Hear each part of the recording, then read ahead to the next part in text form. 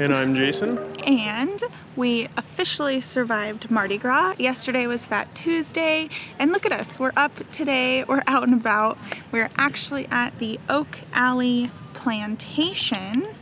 It is Valentine's Day. Our friend Natalie is still visiting with us, so she actually just went up to find out the tour situation of the big house. But if you enjoy this holiday, we're wishing you a very happy Valentine's Day, and if you're single, then we're wishing you a very happy Wednesday. Yeah, hang in there. There's always next year. Hang in there. But yes, very romantic day today, exploring the plantation and learning a little bit about history. So yeah, I'm excited because we've never been to a plantation before, and just seeing, you know, what happened here and getting like a true perspective on it and everything that went on since.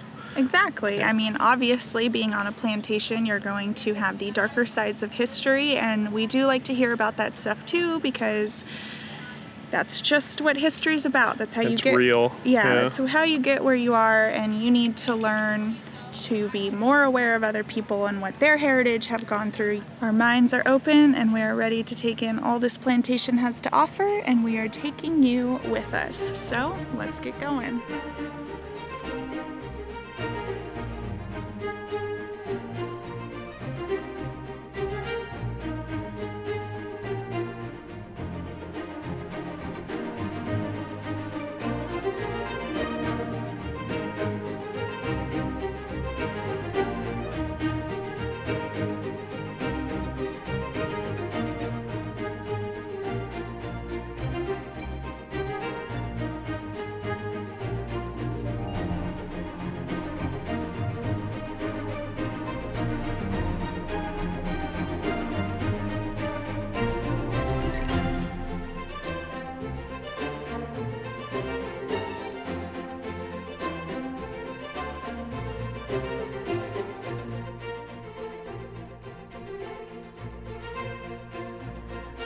Alright guys, so we are pretty much done with this plantation tour. We've been here for a couple hours. It was awesome. Like, it's a great way to learn about the history of this lifestyle and of plantation life, and I think that the order we did it in was perfect because your entry here is $25 per person.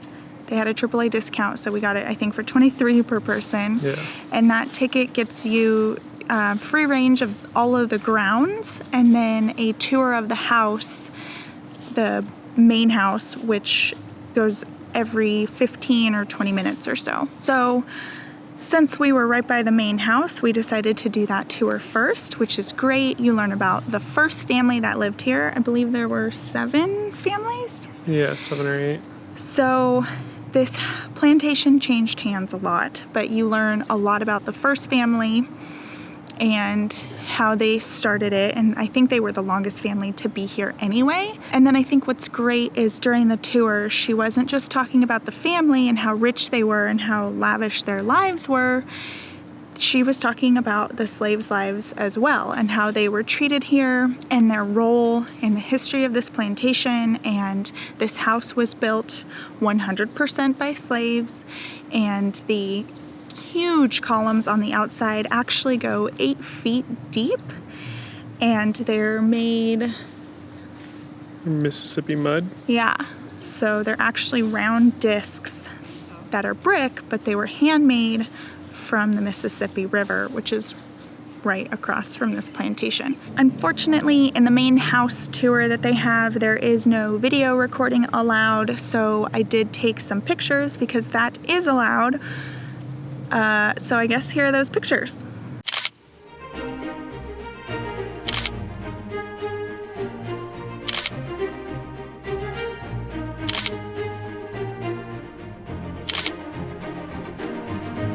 You can learn a little bit about the history. They grew sugar cane here, and that's how the family made their money.